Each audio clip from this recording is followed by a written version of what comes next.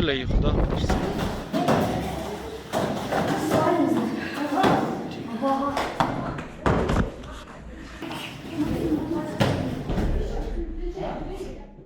एक साल या इतना वक्त अरसा गुजर गया तो हमें एक आइडिया है कि हम अपना एक एकेडमी खोल दें।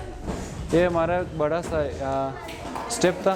तो हमने 2017 में ख़ुद का एकेडमी खोल दिया और 2017 से और आज तक हम इधर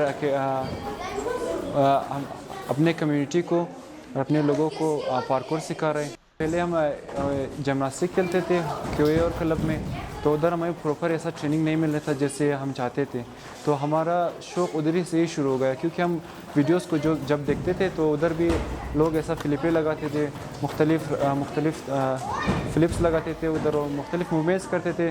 तो हमारा शौक़ भी उधर से ही शुरू हो गया। जितने जल्दी बंदा शुरू कर सके इसको, जैसे जितना छोटा हो उसका बॉडी इतना फ्लेक्सिबल होता है और वो जल्द से जल्द पार्कोर को सीख सकते हैं और इसमें उनको चोट भी कम लग सकते हैं और आगे जाकर ये बहुत अच्छे जो स्पोर्ट्समैन भी बन सकते हैं और अच्छे भी खेल सकते हैं।